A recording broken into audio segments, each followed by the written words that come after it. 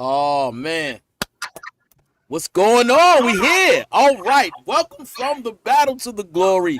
We are here. You know it's hump day, and guess what? We have something special for you. Special guest. But before we get into our topic, before we get into our things, listen, I want to ask you guys, how was your day so far? I know it's probably been busy. We're gonna start with our guest. Coach Fennel, how was your day? How's your week going so far? It's going super well. I had some work that kind of prepared me for this today. I'm in the process of writing my life story. So I'm writing a book right now. So this was really good to just immerse myself back into Genesis. Uh, Oh, so Okay, I love it. I love it. Lily T, how about yourself? day was busy day. I'm here. I got a smile on my face, y'all. I'm doing my best. I know it's real. Yes, but you know me, man. I go home, I get off work, I go take me a little nap. Next thing you know, I get ready for the show. I'm energized. See, that's why I'm energized, because I get off work, I go home and take a nap. But like, wake up, fired up for the Lord. You know what I'm saying? So yes, we are here.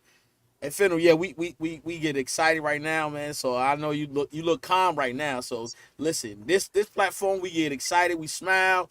Look, we get right into it, we dive into it. We want you to be feel right at home, because that's what we do here, from the battle to the glory. So look, don't be shy. Listen, God is in the making of this thing right here, man. Okay, his spirit is dwelling in this house right now. Okay, I just want to let you know that, because I'm on fire right now. well, that's what I'm here for. So let's I let's know, do I it. know, I know. All right, so Coach, let us know a little bit about yourself. You know, your background. If you have you want to share a testimony with some of the people, let us know. Let the viewers know who you are. And if anything, if you're doing like social media, you want them to follow you. You're welcome to give your social media or your platforms or where they can follow you, and let them know what you're doing for God and for yourself. All right, go. It's all yours. Absolutely. So I'll just start by saying I'm Coach Fanal. I say Coach Fanal because my first name is a little hard for some people to say. So I just say it's ATN, like the ATM, but with N. So I'm here and I'll share a little bit about what I do. And you can find me on Instagram at Coach Fanal on one word. It's like final, but with an O. Um, so yeah, I mean, I'm very raw, and you guys are gonna discover that as we talk. I don't have any secret. I don't have any shame about my story. But I guess it's how did I get to the point of now serving the Lord the way that I am through my coaching practice, and how what is coaching? How did I get to coaching? Because I wasn't always Coach Fanal. Actually, my last name wasn't always used for good. I remember when my name used to be tossed around for phenol's like bad news. You don't want to be around phenol, So I was trouble. So the first time that someone said, "You're Coach Phenol," whoa, that meant so much to me because it was like, okay, there is a transformation that has happened. And what transformation has happened is I come from a faith-filled family. I grew up with the Lord. I grew up with faith with God, but it didn't prevent me from having a lot of wounds, and it led me to a very dark addiction. I was homeless. I almost died a couple times from suicide, from alcohol poisoning, and my dealer wanted to break my legs. It got real fast. It took 2 years to go from 0 to 100. Um, but at the same time, is the biggest blessing of my life because it led me to understanding my purpose. But beyond that, I think there is a hidden gem in my addiction in that chain because Satan wants things to stay hidden. He doesn't want things to come to the light. Like the truth will set you free. But why is it so hard to be in the truth? I think when you experience the truth, you experience true freedom, but sometimes that truth comes with a cost. And not everybody is ready to pay that cost. And that cost can be to be uncomfortable. It can be to relive everything that you've already experienced, all that pain, to be able to walk your inner child as an adult through that fire, through that darkness. to then experience a different reality. But once we do it, then it glorifies God. It glorifies, nothing goes to waste. God uses those things to um, for his greater glory. So it's not that God wanted me to have all these bad experiences. And I can share a little bit about these experiences if that's something that you guys are interested in hear more about. Um, but but yeah, I'll go briefly, and if we go deeper, we go deeper. You let me know. You the boss here, Chef Dennis. So if I talk too much, you just gotta let me know. Go ahead. So as a child, like I said, both my parents were converts, and so I felt like I didn't come into the faith as a hand me down or as something that was just an ideal. Um, my mom used to do cocaine, LSD, and was a hippie. My dad was kind of like a sex addict and even borderline alcoholic. I don't think he'll ever say it that way, but the way he mentioned he partied leaves some things that are questionable on the table. But nonetheless, I have the utmost respect for my parents for their transformation, and that's what brought me to the Lord, of seeing their transformation and wanting that for myself, because it was an idea, it was a relationship. Hmm. Um, but growing up, both my parents are also counselors. So that made things a little interesting for me because I would say specifically with one of my parents, I didn't feel safe sharing emotions. It felt like emotion sharing came with an agenda. Hmm. Uh, I felt like my mom was a little bit codependent, and therefore I was the problem that needed fixing. So I bottled things up. I hid all my emotions. I didn't share anything, and I just internalized everything, which led me to never really um, experience fully my emotions, not giving them importance, and it made me build up tensions that I really didn't need to be carrying. Um, so beyond that, there's other things that wounded me. I would say that it's on three different levels: my body, my mind, and my relationships. So what do I mean by that? As a child, I was always the shortest kid in school. So I was always picked last for sports. Even though I excelled and I was like the top dog in the house, I was always picked last. So therefore, there's like secretly like a lie that I internalized that maybe there's something wrong with my body. Because even though I outperform most people, I'm still not good enough. So this theme of not good enough just kept coming back my whole life. Um, and when I was about 8 years old, I was diagnosed with attention deficit, and I was prescribed a bunch of meds. So I went from Adderall, Vyvanse, Concerta, the whole pharmacy. I did them all. And what that did to me is that at school, I was quite the troublemaker. I was all over the place, didn't think before I spoke. I was the clown, so everybody loved me. But at the same time, I wasn't doing too well with my grades and with all these different things. So my parents weren't trying to sedate me or anything like that. They wanted me to succeed. And I think attention deficit was also new, in society. People were learning more about it, and it was just the normal thing to do. Doctor says you got this, just take the meds and problem solved. So nobody really questioned the impact that might have on people.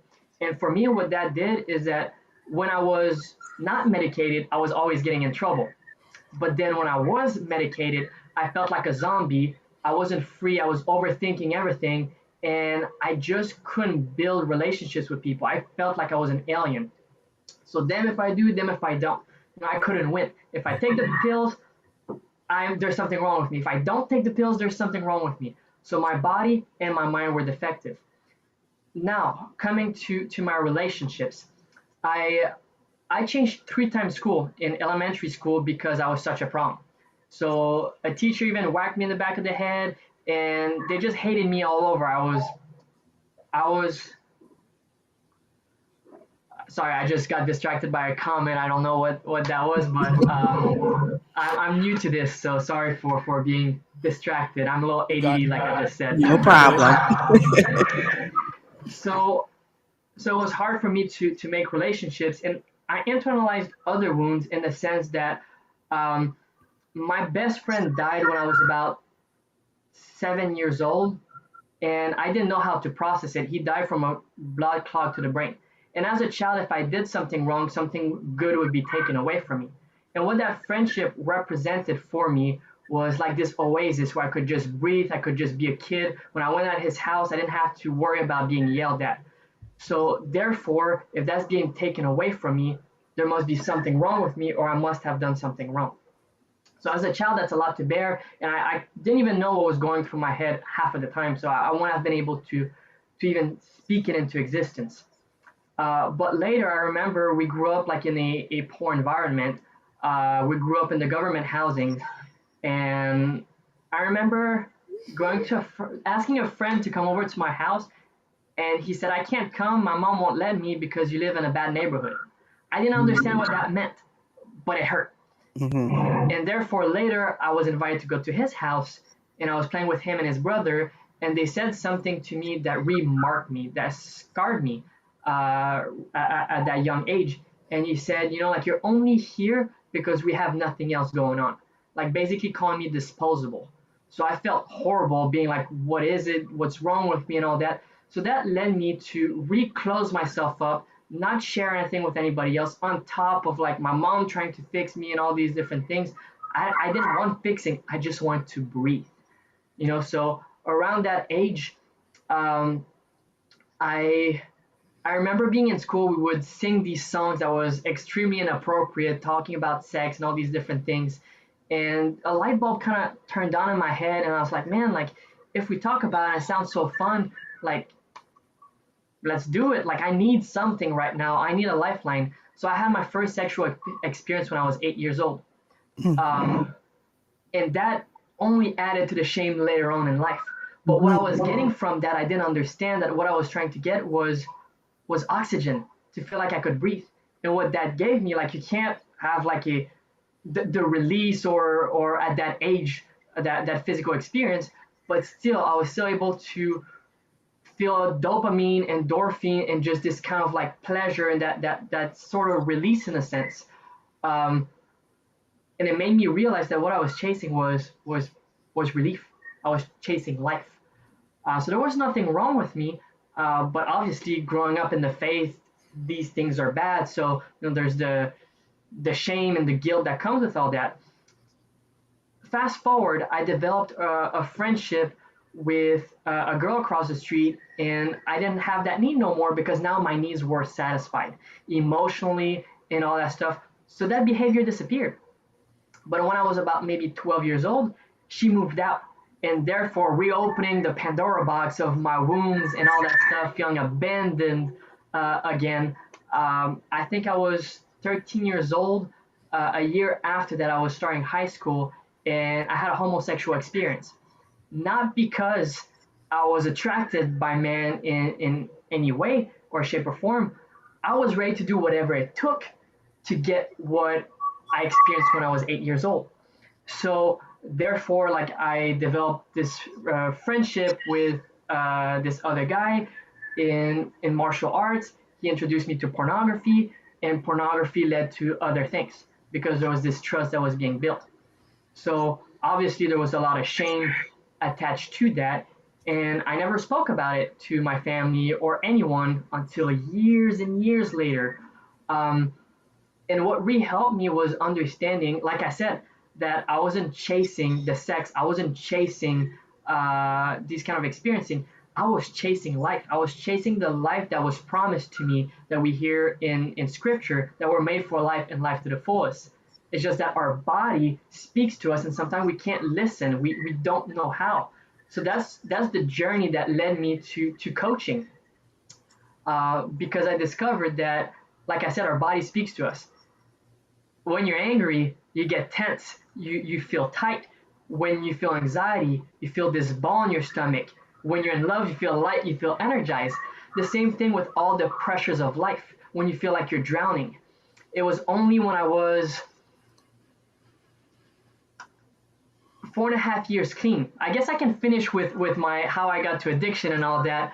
But it's only when I got clean after 4.5 years and I was unhappy with my life that I discovered why I still had a pornography problem. because I was white knuckling. I was pushing, pushing, and nothing was giving. So if I pause on that subject and just talk about like the rest of what led me to the addiction, my mind was defective, my body was defective, and I felt like I was unlovable. What contributed to the fact that I felt unlovable was the fact that I, at Christmas, I have a good family. I love my family, but I was always like the middle cousin. So all my cousins were way older, way younger than me. So we didn't really connect. We didn't have anything to talk about. And I see my brothers and sisters like all year long. I was like, I wanted something different. Christmas is supposed to be fun. It's supposed to be exciting. So I would go to my uncles and I'd be, how's life going? How's everything? How's work? Because growing up, I had with my dad was my best friend. I developed this maturity from just hearing about his conversion story, about talking about all these different taboos. So I grew up really fast and I was trying to connect with adults, but they didn't seem to notice me or care much because they're like, good, but they never asked me how school was going, who was my best friend, what sports I was doing. So I kept quiet, I smiled, and I just kept to myself. I did what I was used to, what survival mechanism I had acquired. Because even after saying all these things already, I was always smiling. I was never complaining. If somebody treated me a certain way, I would find a justification for it. Maybe something bad is going on at home. And I guess that was having two parents as counselors. I just learned to justify everything. So where I got my next lifeline was through baseball.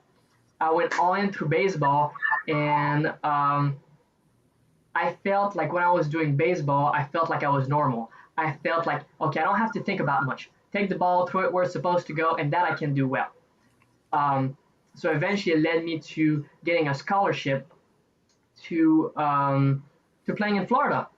And when that fell apart was because of my grades. I had never pushed myself at school, and I was hoping, expecting to just make my way in there, go to college, and then my life would be figured out. So that's not really how things worked because even if I got to college, I still had no idea what I wanted to do with my life. But I felt if I didn't go to college, the only other option is McDonald's. I didn't know nothing about trade school or anything like that. Everybody in my family has all these fancy diplomas, so I felt like I had to compete with that and measure up, and it was just the unspoken expectations that I had put on myself. Um, so when baseball fell apart, I felt like my identity, who is Coach Finot or who is ATN, uh, beyond the baseball, beyond all that stuff, and I got lost. So I started experimenting. I started drinking. I think I was 15 years old, but I always kept it under control because I didn't want to ruin my chances for baseball. I'm a short dude still to this day. I'm 5'4", and I've always competed with people that felt like 7 foot tall. So I had to put everything in on my side to be able to win and to succeed. Um, so yeah, so I wasn't good at baseball. I wasn't good at school anymore. There was something missing, and my dad's like, "Look, like you have a chance at baseball, but we can't go to the states and try out every camp until you find something because that's gonna cost as much as a tuition." So I think maybe right now baseball just not the thing. So I fell harder into alcohol. I started drinking every single day. I was drinking a 24 pack a day with a 7 ounce of rum. I was experiencing, I started smoking weed, doing cocaine. By the end of it, I was doing ecstasy every single day. So I was just chasing the next thing to just numb my emotions. I didn't want to hear the noise that was in my head because my biggest fear was like, well, if this doesn't work, how's my life going to end? What is it going to look like? How are people going to respect me? How are people going to love me if I have nothing to show for? So it started going down like really fast. And like I said, I was young from my family. I broke every single relationship that I had. And I remember my brother almost gave up on his passion because of how much shame I brought him. from all the stories that he would hear on the weekend in the hockey locker room. I went viral. My brother was in a tournament in a different city, like 3, 5 hours away, and another kid from a different team went up to him and said, "Is this your brother?" Because of the last name. We're the only one in the province. He was like, yeah. So hearing stories over and over, my brother stood up. He was the best goalie in the entire region. He said, if I hear one more story about my brother, I quit. I'm done. There's no more hockey. You won't have a goalie. He was ready to do that because of how much pain I was causing him. My sister wasn't looking at me in the eyes, and I had not spoken to my dad in 2 years because I felt violated in trust. I didn't trust him, he didn't trust me, and with reasonable, um, with reason, I was not responsible, and yeah, it got to the point where I felt like nobody had hope but my mom, and I had an argument with her that really changed everything because I thought she lost hope at that point. I said something I shouldn't have, and I didn't try to hurt her, but she turned back at me and said, "You're a parasite." And at that point, I thought, like, yeah, I am a parasite. I'm leeching. I'm only causing problem. What's the point of still being here? That day, I got so messed up. I tried to take my own life, and the knife was upside down. I was so drunk. I didn't even know. I just know it wasn't working. My brother found me drunk on the floor, almost unconscious, at 4 o'clock in the afternoon when he was coming back from school. He was 12 years old. Mm. So I'm just so grateful that he didn't have to witness that. So it got to the point where there was one line I wasn't allowed to cross, and I knew that was it. Don't sell drugs. What did I do?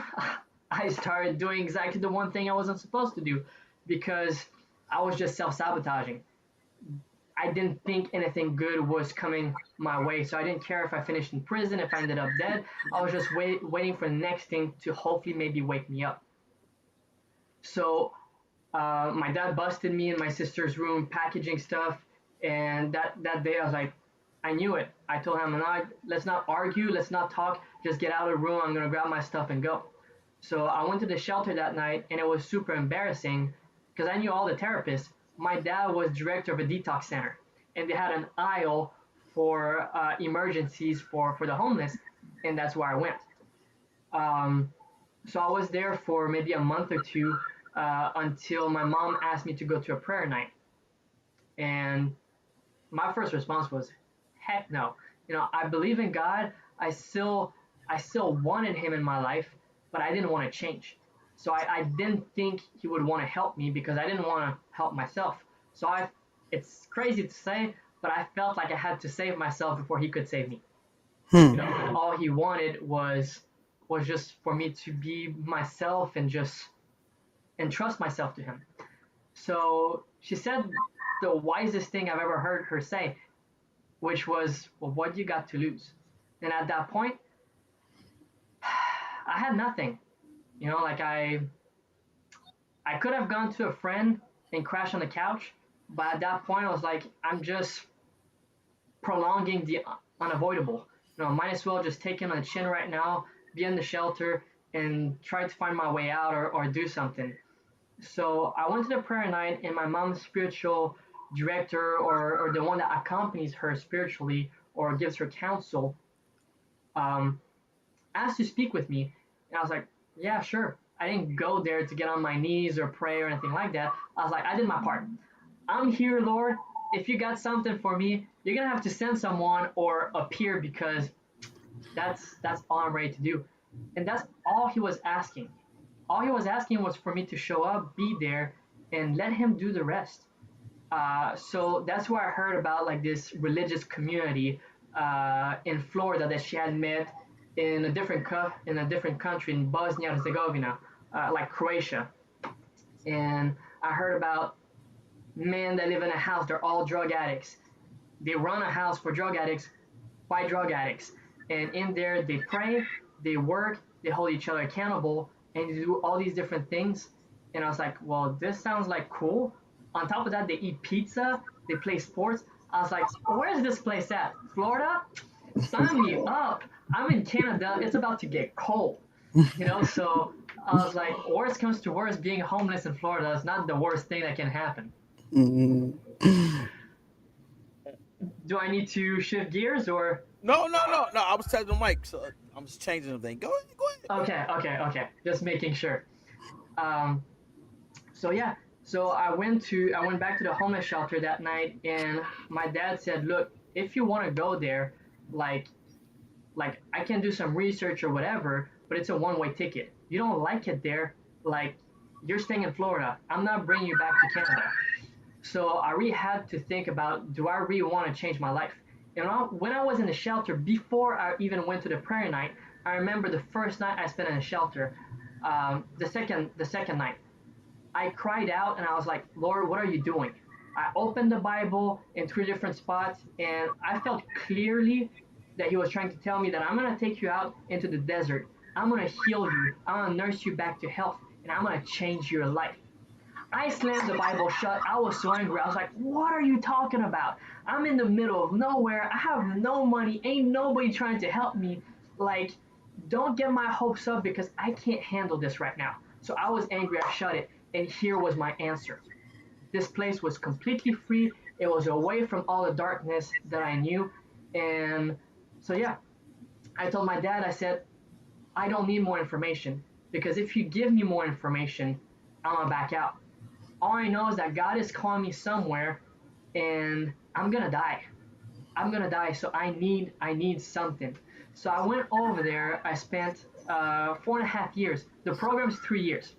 The first year is learning to just do the program. The second one is really a chance to go deeper into your wounds, and the third one is to give back. And I felt I received so much. I stayed an extra year and a half, and I felt like I needed more. So I can talk a little bit about it uh, because it was a big part of my life. But in there, the biggest thing I got was I prayed 3 times a day because the founder believed that we eat 3 times a day. We need to understand how important prayer is. Prayer is breath, prayer is life. So that's why we prayed 3 times a day. We worked, we did everything from scratch, manual labor. We had an acre garden, tilled everything by hand. We had pigs, we had chickens. And the reason why we do everything by hand is to learn not to take shortcuts.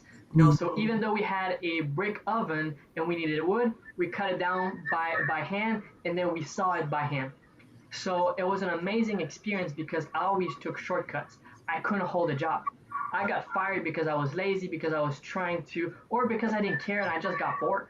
So in that community, they push you to to do the things that are uncomfortable. So if you don't like a specific job, you're gonna be there until you love it, or until you can learn to put love into it. So I Right. hated the garden. They put my butt there for a year and a half until I learned to love the garden. You give me a sledgehammer, I'll go all day destroying things because I had a lot of anger issues, and that was my way to just spend my energy. Yeah. But being in the garden, that taught me to um, to deal with my thoughts because I didn't like feeling, I didn't like thinking. That was my problem my whole life. I ran away from that. So learning to be with myself, being with my thoughts, because if I didn't mention it, in that place, there's no phones, there's no access to the outside, there's no women. Um, so I'm stuck with myself. If I want to speak to my family, I can write a letter or I can wait to see them every 6 months for a Mm. weekend. So it was really great. Like it gave me more than I could have ever asked for. I was writing a part of my book today about how I learned to also speak the truth because when I got there, oh boy, I got obliterated. Like when I say that accountability and speaking the truth, that's not easy. When you enter this community, you're assigned a guardian angel, which is someone who shadows you for a month, 24/7. We live in bunk beds, so the old guy lives on the bottom, the younger one, the new one sleeps on top. So that if one is dope sick or something like that, then the other guy can know if someone is trying to leave, then we can try to, reason with them, see what's going on instead of letting a person make a decision on impulse. And we're all free to go whenever. There's no strings attached. we're not locked in. We're there from our own free will.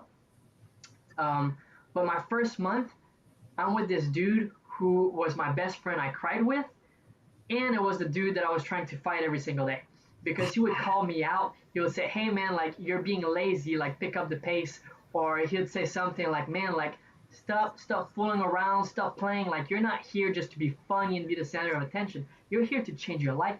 Wake up." Whew, that was not easy to hear, but I was grateful that I had that experience because when I was done with my probation period or my guardian angel, then it was the entire house going at it. And we have these commitments or this thing that we gather in groups of 5 every 2 weeks or once a month to show how we're living.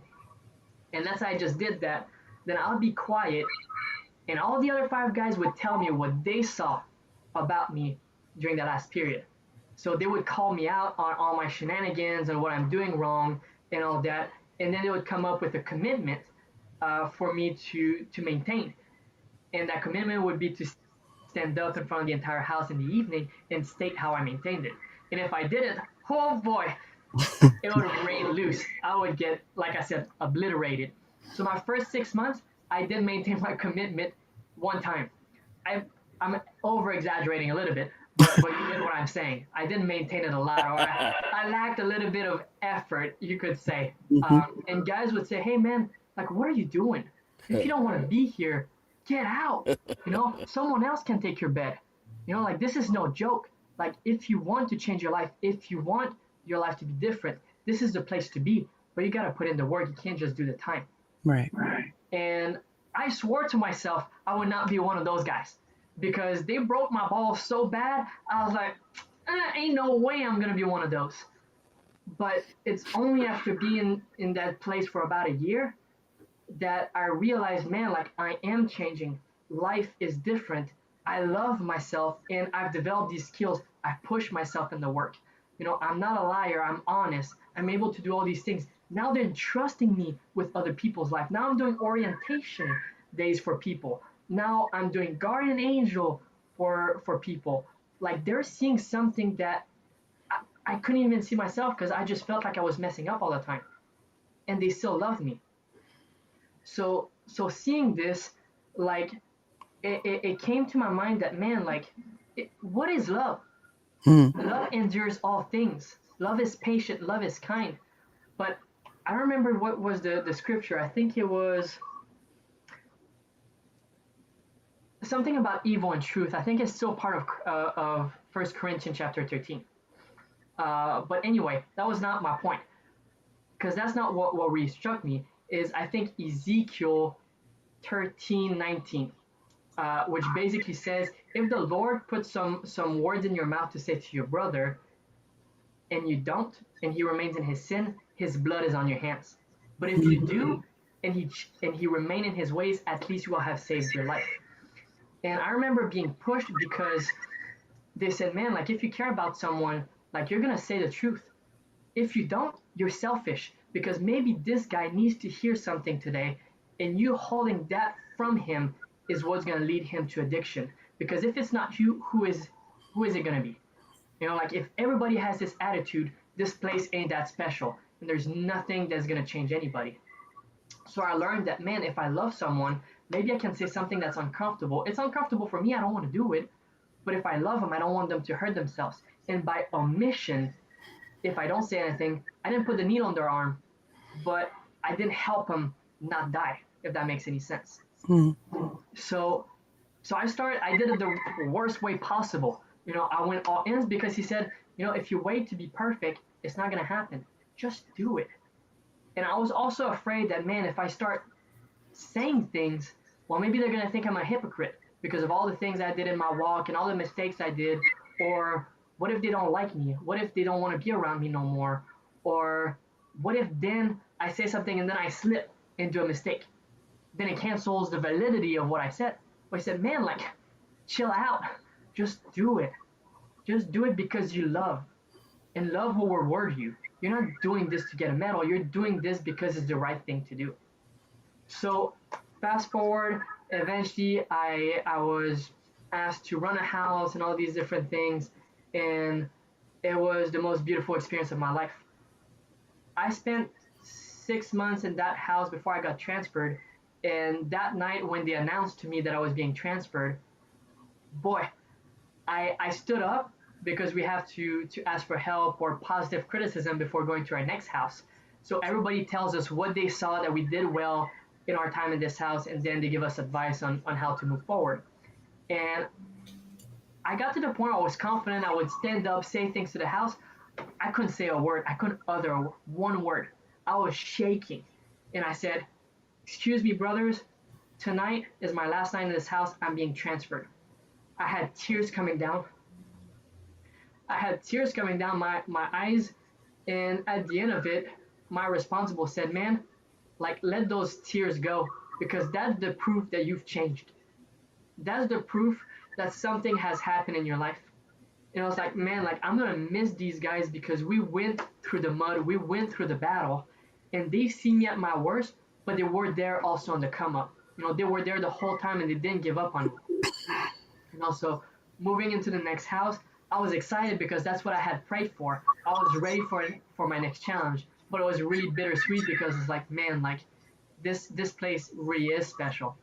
So when I got out of community after 4.5 years, I was on a period of discernment. So after a certain time being there, you're sent home to see what needs to change, what you've healed. So it's a time to go to our families, because our families a lot of times are the source. They're not the cause because we make our own decisions, but they are often a source of pain in our life that led us to addiction. So we go home and we see what we've changed and what kind of dynamics they are, and if we're dealing with them better. And what happened for me is that it was 2020. So Mm, COVID happened and the border shut down. I couldn't go back. I wow. was ready to exit, but God was gently pushing me out because, if I'm honest, I was still doubting myself and I was trying to do it perfectly. But God wasn't asking me to do it perfectly, He's just asking me to trust Him. He doesn't call the people who are fit for the call. He make the called fit for the call. So that's why I was called in my life. Maybe I wasn't ready. He was making me ready to be in the world. I didn't believe in myself, but He did. So I was at home for 8 months, and it was difficult because I wanted to start my life. I wanted to get out of my house because my youngest brother at that point, um, I think he was 15, 16 years old or something like that. Or no, he was closer to 17. Anyway, since he's been 15, he's been arrested I don't know how many times, from drugs, violence, all these different things. So one day I'm at the door knocks, I open the door, cops in front of me. With my past, you should have seen my face. I was like, did it catch up to me? So I was like, they weren't here for me, they were here for my little brother. Um, but being in that environment of him having weed in the house and stuff like that stimulated my cravings. I didn't fall, I didn't do anything like that, but I was daydreaming seeing cocaine's on the counter. There was none, but I was tempted every single day. And I went knocking on every door of every religious community, churches, everything, for someone to help me. But at the same time, everybody's afraid because it's COVID. There's like this disease going on. And at the same time, I'm a recovering addict. I'm a liability. Nobody wants to take that kind of responsibility because what happens if things go south? So, so I was like, man, Lord, I'm knocking on every single door and I'm tired. Like, you gotta help me because I knocked on every door. Now it's your turn. Please knock on mine. I'm ready. So I gave up. I surrendered myself, and I get a call from someone who knew my community. He said, "Hey, there's these people in this town 3 hours away. They're ready to take you in. Give them a call." So I give them a call. Answered prayer. When you're white knuckling, you're trying to push through. It doesn't work. But when you finally surrender yourself, God is so gentle in those ways. So I went there, and long story short, it was the biggest year of transformation of my life. I spent 9 months in that religious community, a different one from the one I was in, and and during that time, I developed a deep connection or a personal relationship with someone who took me under his wing, became my mentor, and was like a spiritual companion. And that was the closest thing I had experienced to coaching because I want nothing to do with counseling. Both parents counselors, ain't my forte. So this guy asked me questions because during COVID, I lost my job 4 times because of the restriction. I had gotten this amazing job. You're gonna like this, Dennis, because it was in restoration, restaurants, and I got this contract to redo this entire menu for this place, and I was super excited from all the skills I had learned in community, from cooking, doing all that, and I knew I could take it on because I had worked other restaurants before that. But this was something I had never done, and I was like, let's do it. I was excited, but because of the uncertainty of the times, I just felt like I was walking on eggshells all the time. I had like this imposter syndrome. I Mm. felt, what if I make a mistake and they think I lied? What if they think that, like I'm not good enough? So I felt like I had to do everything perfectly. And because I was walking on eggshells all the time, I made more mistakes. And I was like, man, the harder I pushed, the more mistakes I made. It drove me insane. I was like, what is going on? So at that time in my life, I had prayed for years to be freed from pornography, from masturbation, and I was going from promotion to jobs. I was praying every day for an hour. I was going to church every single day. I was working out every single day. I mean, on paper, I was on fire. I was doing everything right. I was doing everything by the book. But I still felt like I was drowning, and I didn't understand what was going on. And at that time, like that's when my porn addiction was at its highest. And I didn't get it. I was like, what is wrong with me?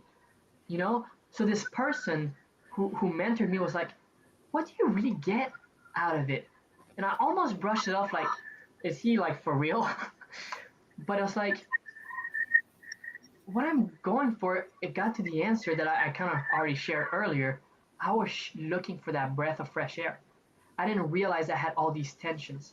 I didn't realize all the weight I put on my shoulders of trying to be perfect, of being afraid of confrontation because confrontation would equal maybe losing my job instead of standing up for myself, what is right. Because this place was very toxic and micromanaging, and it added on top of everything that I was living. So it got so bad that I started discovering the patterns and seeing, okay, like it's not that there's anything wrong with me, it's that I'm chasing for life. And the more I forgave myself and embraced myself for the truth of the situation, that it wasn't that I was doing anything wrong, that I didn't need to do more. I just needed to address what was at hand in front of me.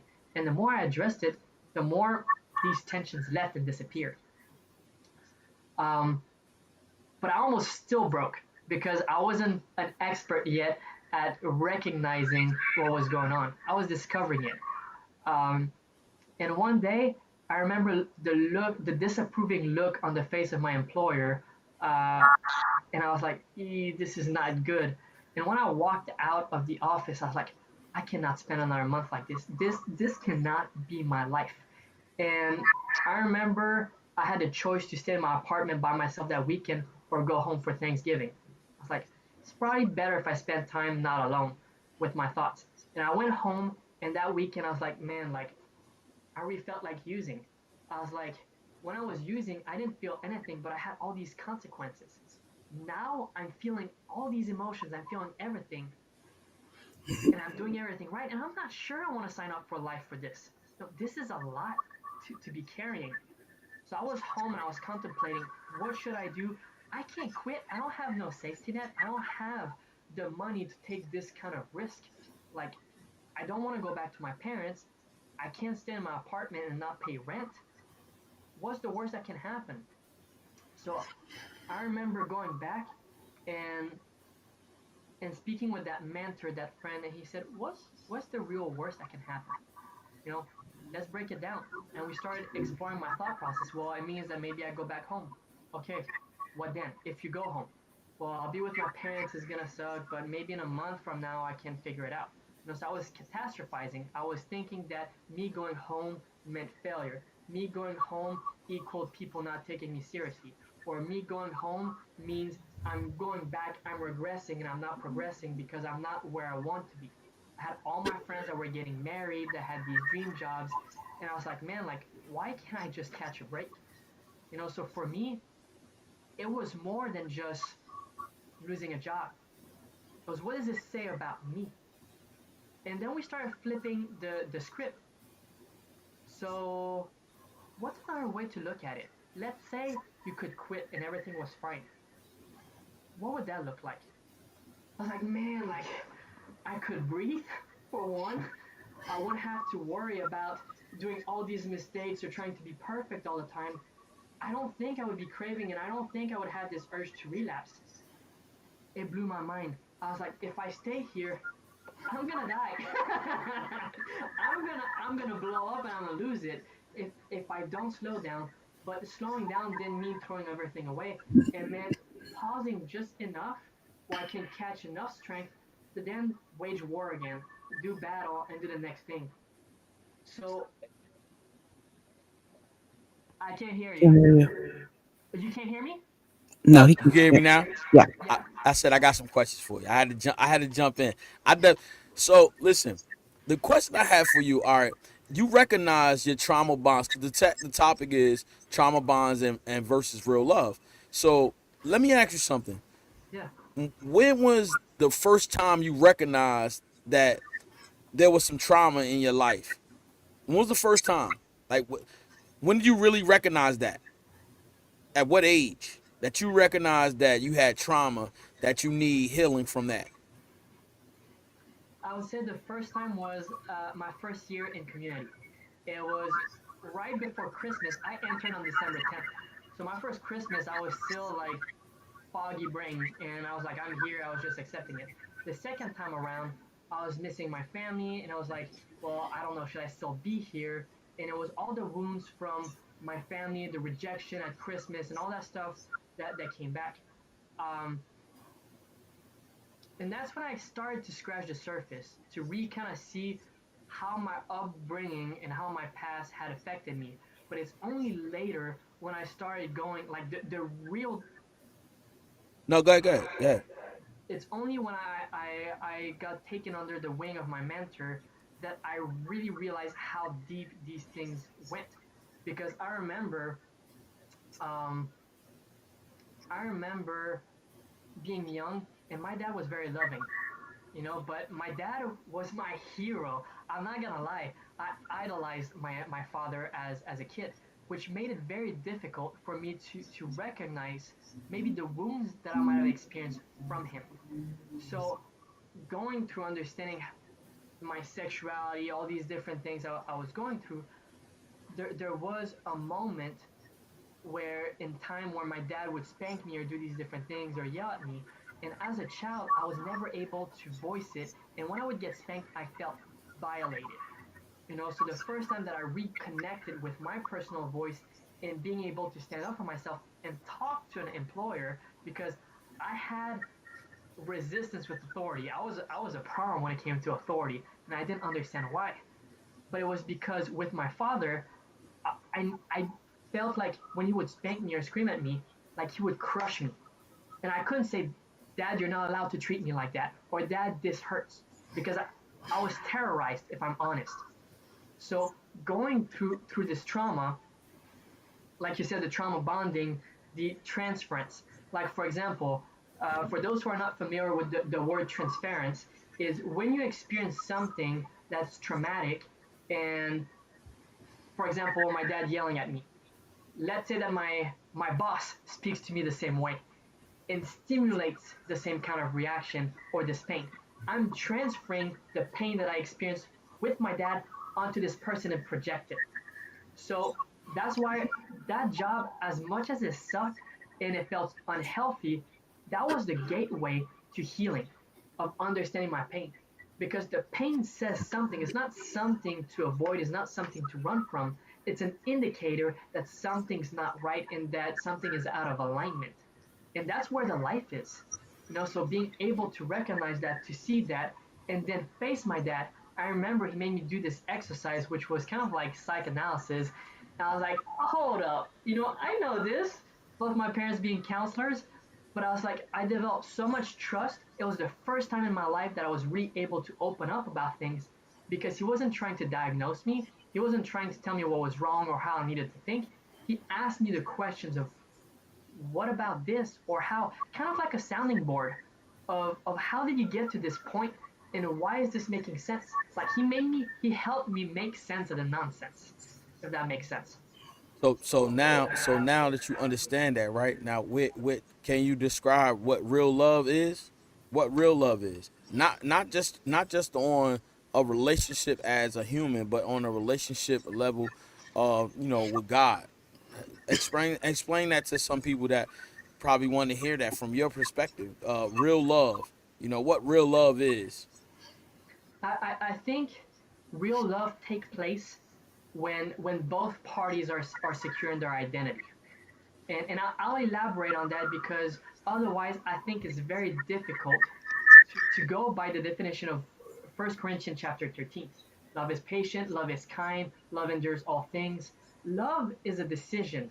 It's not it's not a feeling like our society tries to promote, and that's why are stuck in the hookup culture and chasing like this high and stuff like that because they're looking to fill this void.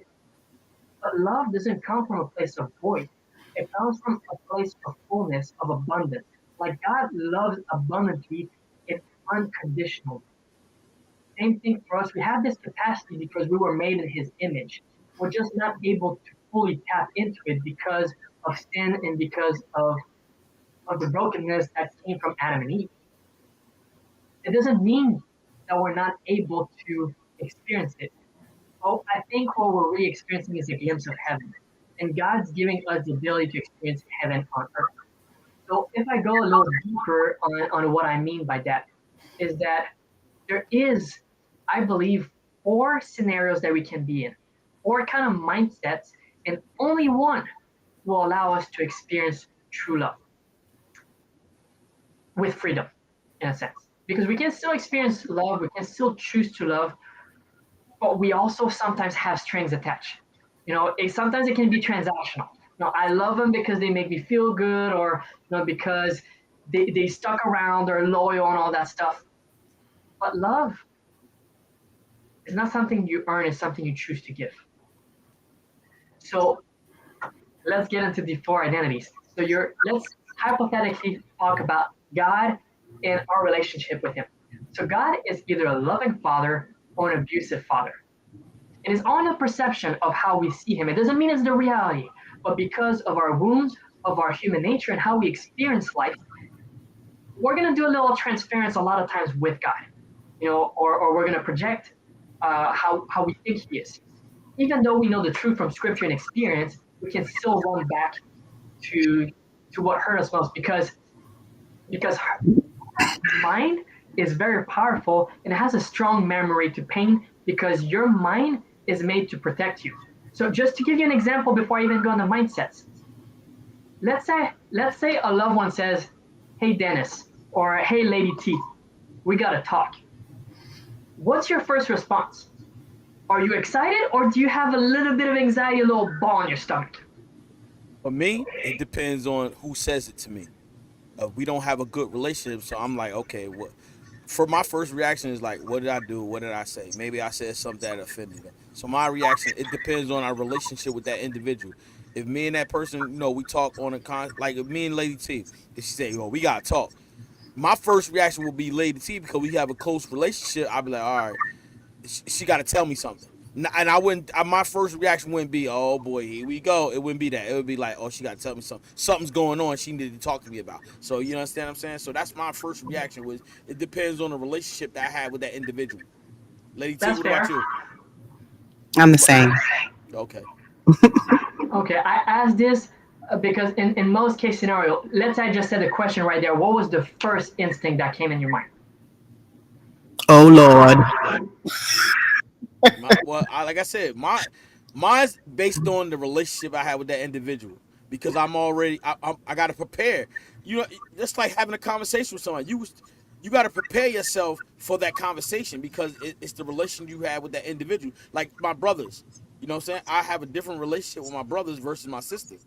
If she Hmm. say, "Rel, we gotta talk," I'm like, "Oh boy, something happened, Yeah. Something serious. something Right. Yeah. serious." You know what I'm saying? If my brothers, yo, we gotta talk. Like they might want to chop it up. They might be like, "Yo, bro, we gotta talk." So now they got like they want to vent. They might want to vent. So now I'm I'm not like, oh boy, I'm not standoffish because I have that relationship with that individual, so I know what to expect. The conversation, how it's gonna go. You know, so yeah, that's my first response. It's not gonna be. It And that's depends on perfect. someone. That's perfect. And it's cool because you and Lady T, like she said, oh Lord, everybody has a different response. And why is that? So I'm going to go a little more into that because sometimes we have, depending on our internal disposition of life, if life is going well, sometimes like, okay, no big deal. But if I'm constantly messing up and someone said, hey, we got to talk, maybe I'm going to be more susceptible to be, yeah, I know I haven't been doing too high, so but without blowing out of proportion, making it bigger than it has to be. There's four. So you're either a good kid or you're a bad kid. And God is a loving father or an abusive father. And those roles change all the time because these are components that form survival mode and that triggers our instinct are the most primal ones, freeze, fight, or flight. Um, so if I go with I'm a good kid and I have a loving father, if God says, "Hey, come over here," I mean, okay, like let's see what he has. Maybe we're going on an adventure. Maybe he has something cool for me. I'll have a little excitement. I'm not gonna have too much reservation because it's gonna feel safe. But what if I'm a good kid and I have an abusive father?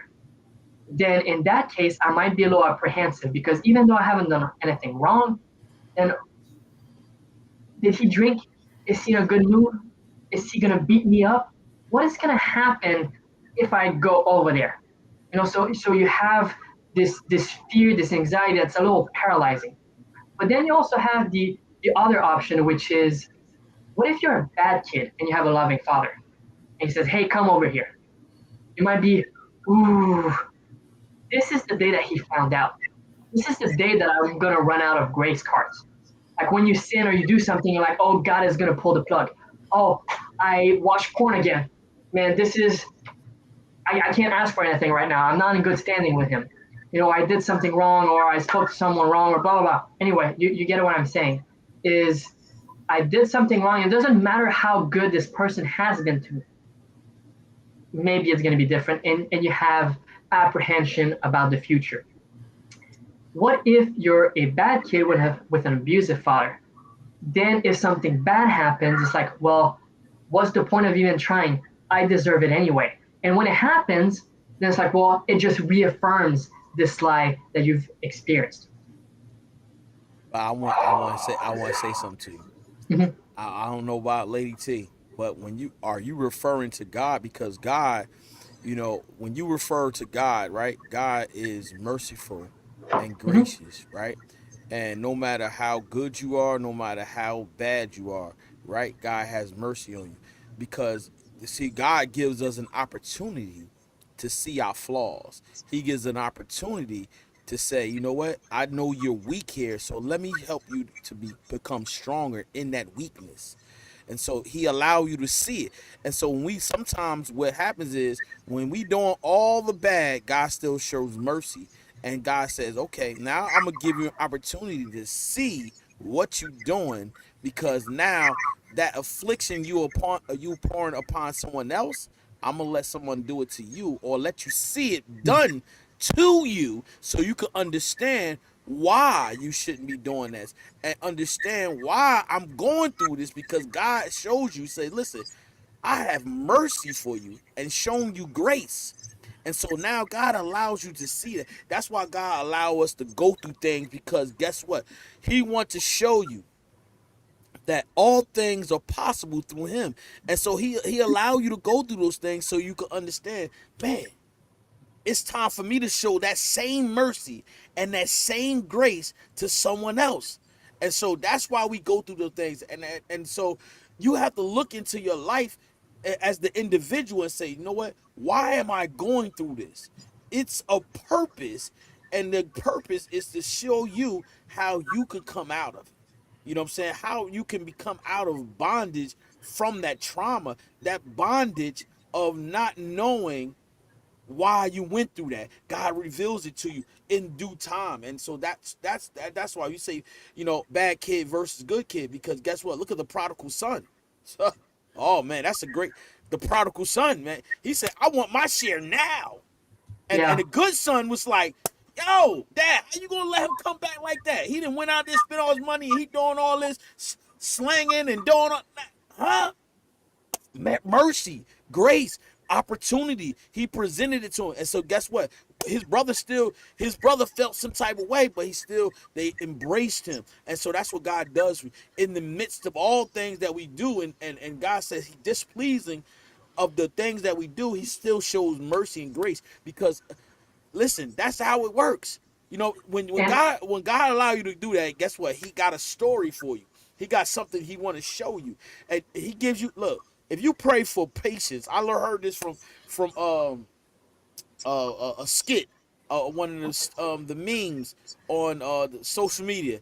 Look, if you pray for patience, do God give you patience, or do He give you opportunity to be patient? You understand? And that's what God does. He gives you the opportunity to go through it, because he wants you to understand what it is. And when we talk about real love, God allows you. And see, when you work on you as the individual, your heart, guess what? That's what God is in more important than anything in this world is about your heart. Because guess what? It shows the real you. It shows your posture. It shows your character. Even in the midst when you get upset, you able to endure that and say, you know what, God, bless me. I know this person is trying to get on my nerves, trying to get under my skin. You know what? Give me the right thing to say. And see, and then you'll be able to endure those things. Because guess what? Everybody that live on this earth is going to go through something. It's going to go through something that's going to be a tragedy. If not a tragedy, something that you're going to grow from if you allow the process. Because it's a process. It's a process to go through that storm, to go through the trauma. Some people get sexual abuse, some people get raped, some people go through abortions, all those type of things. It's a purpose beyond our eyes. It's a purpose for them to go through that. Maybe they not understand. Even me, even myself. Somebody asks me or pose this question all the time that says, "What about women that get raped?" That's Listen. That is beyond my eyes. That is beyond my heart. That is something that God is allowing to happen for whatever purpose. It's a purpose. Whether we see it as a natural eye, it's a spiritual thing. Because guess what? Nobody wants nobody to go through that. Not my children, not your children, not your family members. But guess what? God allowed it to happen. For what? For the greater good. And sometimes people don't understand that. They don't understand. Even look, this is all relevant, because guess what? Why it's trauma? Because guess what? There are people that's going through natural causes that their houses are gone. Look at this, the rain in my state, in Texas, North Carolina. Some family members that living down there, but guess what? They living for God. They serving God. But guess what? They have to go through it. And there's a purpose beyond that we won't understand no matter what. But guess what? When they go through it, they say God, they give God the praise. They glorify him, because you know what? They walked through it. They've been through a storm that we have not even been through, and God showed them mercy and grace and brought them out. And guess what? Blessed them with something greater. And see, sometimes we get into those seasons of our life, and we be like, oh God, why you put me through this? Why? But God says, hold on, be faithful. Know that I am God.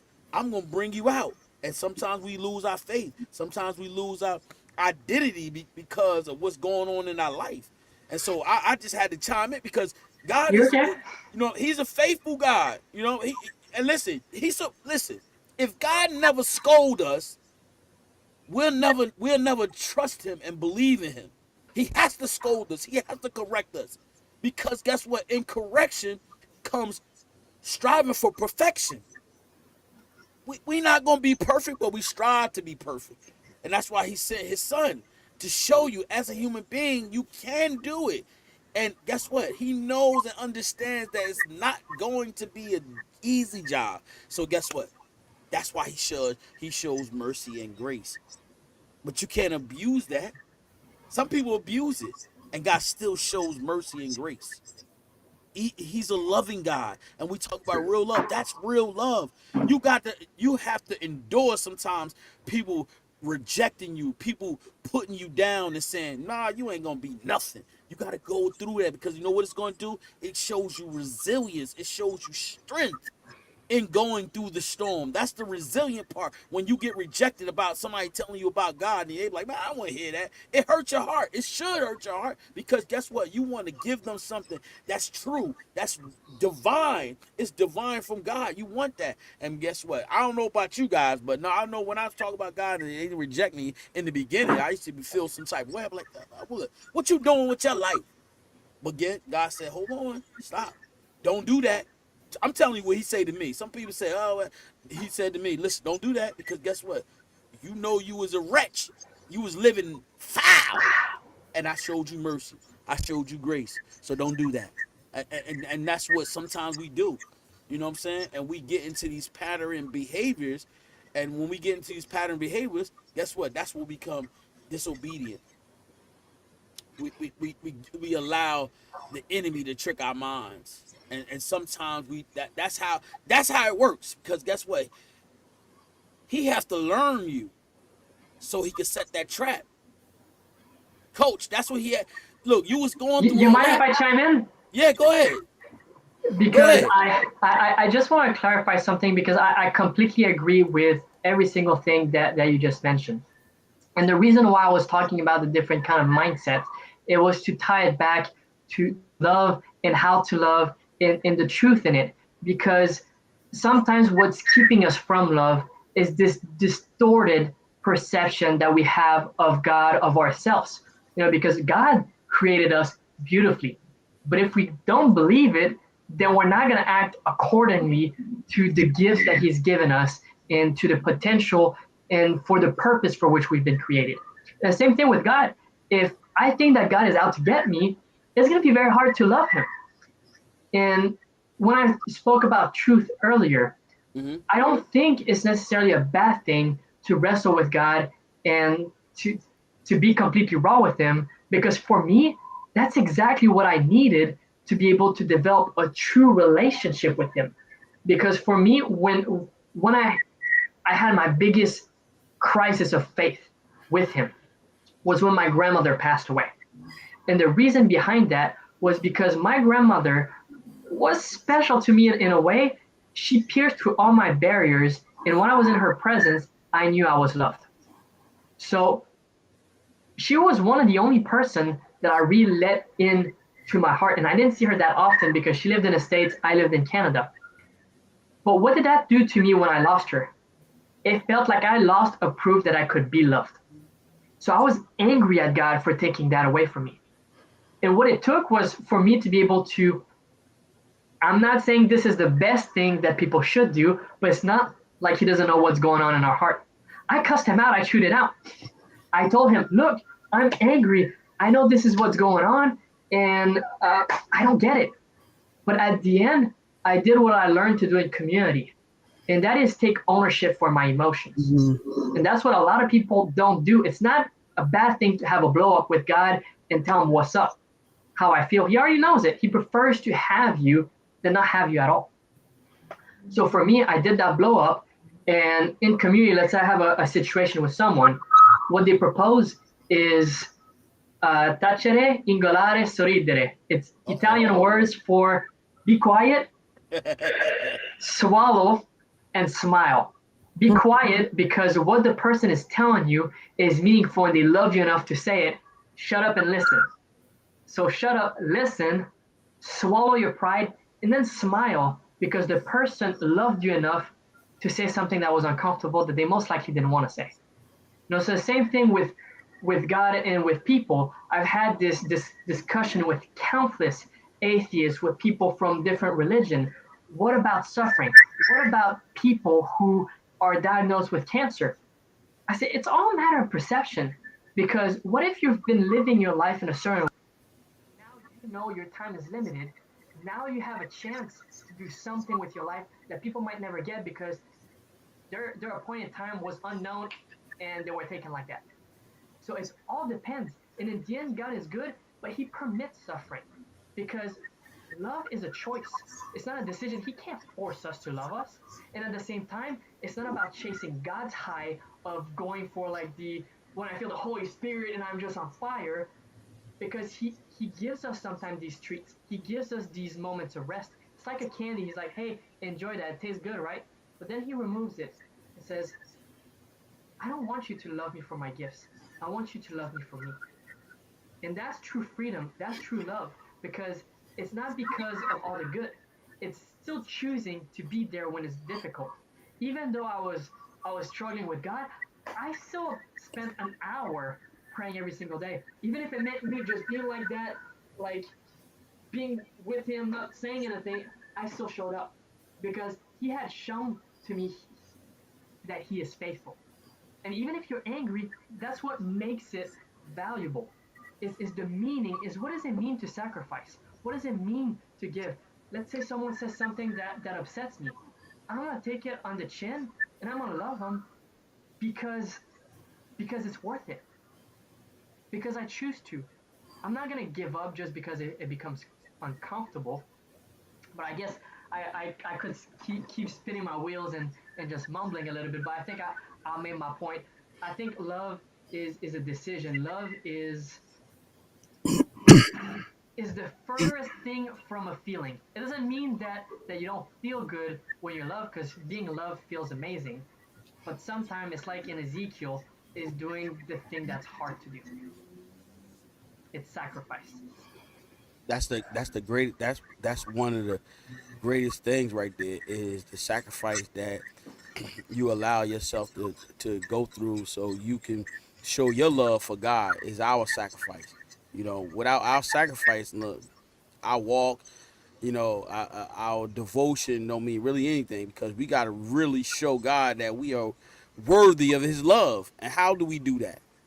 By our praises, by our prayers. Because we look for God for guidance. When you're not looking for guidance through Him, guess what? We sometimes we do it on our own, own will, but we supposed to do it God's will, not our will, His. Is that an echo right there? And I think Good. because I remember one thing: love transforms. Love is like faith in our relationship with God is not a rule book. It's not like just a set of things that you just gotta follow. You do A plus B and it's gonna equal like C in a good life and just like all those things that you dream of. Like there was this particular situation when I was working at that place as a cook, and there was a butcher, and he hated my guts. He tried to make my life so difficult. I didn't know why. But I remember him, he was from France, and he mentioned something about liking crepes. So I made a ton of crepes when I got home. I put the date on it, I put it in cellophane, and to be honest, like everybody was pretty much fed up with him, and I don't think anybody would have done anything nice for him. But doing this one action, choosing, not because he did anything good for me, not because he deserved it, but because I chose to do it freely because love set me free. What I ended up doing is I took this platter of I don't know maybe 50 or 100 crepes. I don't know how many I did, but I did a boatload. And I put it on his workstation when he went out for lunch while nobody else was around. And then I clocked out and went on break. He came back and for like 3 hours, like, who did it? Did you do it? Did you do it? Did you do it? And he became nice to everyone. And I never fessed up to it. I never told him I'm the one who did it. And even though I was most likely the one he hated the most, when I left that job and I went to the States, he had his girlfriend bake me a cake for my goodbye. That's how much love transforms. Not because it's the right thing to do or because I'm gonna get anything in return, but because by me loving him, I changed my disposition from, oh man, this person is annoying, because hating someone is drinking poison hoping the other person dies. Hmm. So that's what I learned through my journey, through my experience, that real love is not for the other person in the first place. That's why God loves us unconditionally. We will never be able to give him back a fraction of the love that he gave us. But when we love in his way, we acquire this freedom. We enter in what we were made for, and it just makes everything so worth it.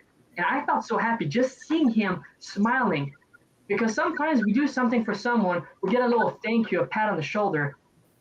2 minutes later, you don't feel anything. But when you do something for free for someone like that, and you see the joy, the electricity, the energy, that stays with you because you never got a thank you because you did it for the right reason. Yeah. Definitely. That is right on the money right there. When you do things without looking for something in return, that is the ultimate gift right there. You see the joy in that individual, and you like, wow, I made this person's day, and it brings great joy to your heart. When you see that. So I know I can relate with to that. Sometimes I do things, and when I do things, I just do it just to be doing it, and I don't think nothing of it. I don't want nothing in return.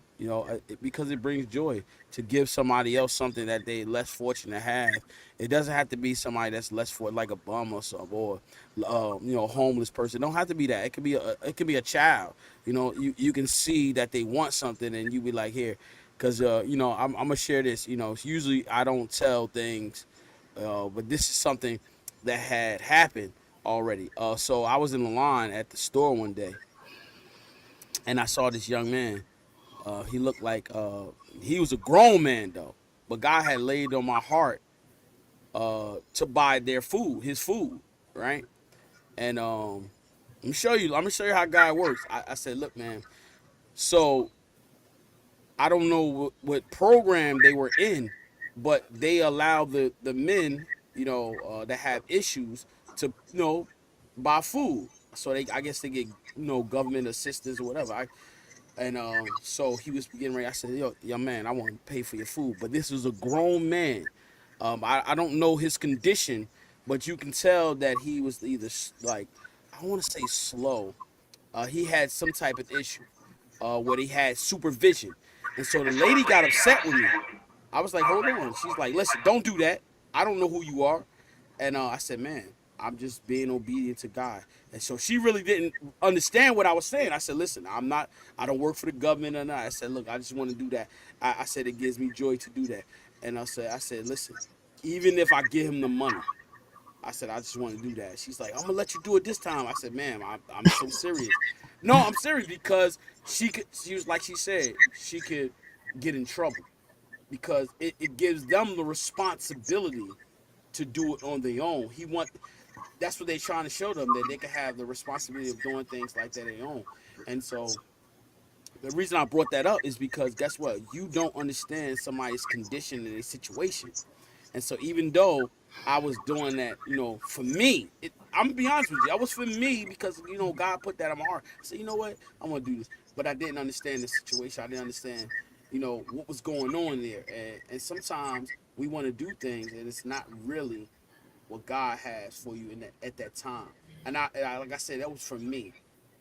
God laid in my heart to do something for someone, but at that moment, I thought it was that person, but I didn't know. I didn't see the whole situation, and so that's what happens. Sometimes we want to do things and not really consult with God. And so the point that I'm making is that I really didn't consult with God. God put in my heart to do something for someone, but I didn't even ask him at that moment to say, God, is this the person you want me to do this? Or is it the right time? And that's we got to have that type of conversation sometimes. Don't do it on your own incontinence. Go ahead, Lady T. You wanted to say something? Yeah. I know we're going to be ending soon. I feel the echo. It's bad. Oh, hold on, I got you. Hold on. Okay. Um. Yeah, still there. Hold on, hold on. Okay.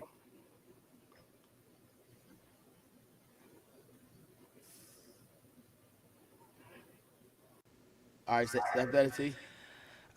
So I really, When I looked at this topic today, trauma bonds versus real love. Honestly, I feel like we as people have to go through life and understand our self worth.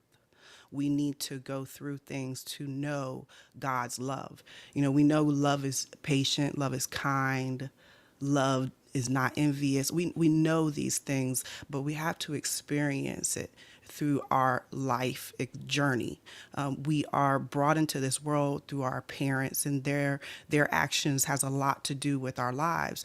So as we learn our self worth in love, God's love, we know what is it. 1 Corinthians 13 about love, it's not easily angered, keeps no record of wrongdoing. All these things that love says it is. It is always protecting, it is always trust, it is always hopeful and always perseverance. There's something we as people have to go through life to understand God's love. That is why we go through trauma. That is why we go through the things we go through in our lives, because we are learning how to get to God's love, to understanding for ourselves, to have self-worth within ourselves. Our journey is to go amongst this world and do our part and learn how to love. That is what we're supposed to do. I feel like everybody has a story. Coach Fennel, you have a very profound story. You said you wrote a book. You are very expressive about it, and that is a beautiful thing. And that can help a lot of people. But we all have a story that can be helped to somebody, but we also have to pay attention to our own self-worth and if we know what real love is within ourselves. This is what truly gives us God's love, and knowing how to give it to another person. I feel like, when we are talking about our journey, we need to remember that, love is patient, it's willing to endure discomfort without retaliation. It's kindness, it actively seeks to do good for others, it rejoices in truth, it finds joy in integrity and in righteousness, it's protective, it shields others from evil. There's a thing that we must learn when we know what real love is, because we got trauma. Everybody's got trauma. We have some type of trauma that we have to learn how to get to a love that is only coming from God. But we as individuals have to know that Christ loved too. Christ came and he showed his love. He was the example for us. So he said we could do what he did. It's in his blood. If you go back to the science and what science says blood is healing. So Jesus Christ type like blood, there's something in it that we have to learn how to get an understanding. And understanding comes through experiences. So we have to, recognize that when we want to really help, we have to show how God's love really is and give the example and show it in ourselves. And that takes time. It takes a journey. It's a lifetime. That's what I say. We're all learning how to love and self-worth, and that love for each other within ourselves. We're gonna, we'll get there. It's taking time. We've gone through a lot. We're getting better as people. I'm hopeful, right? That's all I wanted to say. Oh well, listen. We are getting ready to get up out of here, but Coach Fennel, listen. You said we could find you on Instagram, Coach Yes, Fennel on Instagram, yes, and correct. and Coach Fennel on Facebook. Yeah, Fennel on Facebook. But I want to explain something, and I want to first. There's a little bit of an echo. Yeah, hold on. And someone, my wife said, 1 Corinthians 13:4 and 8. Thank you. Oh, I got the scripture right. Yeah. Okay, go ahead, Fennel, Coach. I just wanted to say like a big thank you for the opportunity to share my story, because I believe that anytime anyone witness their story, it reignites the graces that they've received. So Hmm. for me, it's a privilege to share my story, to share what I've gone through, because it reignites all these promises in my life. And as a gesture of gratitude, if anybody is feeling right now in this moment a little bit overwhelmed, or they've lost that direction, it's sometimes, but I feel called to do it right now. You can DM me Battle to Glory, because I'll know where you come from and I'll give it to you for free. A one-on-one call, to really make a different experience, to make a shift. Because sometimes being stuck in this darkness, being stuck on the problem, is the thing that feeds this despair, that prevents us from really being in a relationship with God, from hearing Him clearly. So if I can give hope and or be of support in any way, I've received so much. You guys heard my story. You've heard what I've received. So I'm not trying to pitch or sell anything. If I do, then just post it on my social or whatever. I don't care. You know, what I'm trying to do is just give back. If it leads to something, praise God. If not, I'm really just here because, like I said, I've received so much. I know what it is to want to give up. I almost did a couple times, even when I got clean. So yeah, I just pray that God bless everybody that's been watching this podcast. And I want to say thank you to Dennis and Lady T. Yes, man. We appreciate Pleasure. you. We definitely will be reaching out to you again. We thank you, and it was a pleasure to have this conversation, this opportunity to speak with you and share your testimony. Is brings us great joy to have this opportunity with people, and just tell their story and tell them how they go through things. And at the end of the day, it will help someone else along the line. Trust me when I tell you this. Yeah, This is on a major platform, but on this major platform, guess what? They might not see it today. They may see it 5 years from now and be renewed, their mind renewed, their spirit renewed, because guess what? They heard this message that you brought forward to them and to us, and guess what? It changed their life. It changed their mindset. It helps them get through, and that's the key to allowing people to have a testimony, because guess what? We are healed throughout others' testimonies, and so that is definitely something that people are going to hear. And like I said, if not today, 2 weeks from now, because that's how it grows. That's how the power God works. You know what I'm saying? And people grow through that, And so it's an honor. It was a pleasure to have you here. And so that, guys, will be the end of the show. And we will see you guys next week. Be blessed. Listen, hit that like, subscribe, and guess what? Share this message that somebody else may be healed by the story of Coach Fennell. Be blessed. be blessed.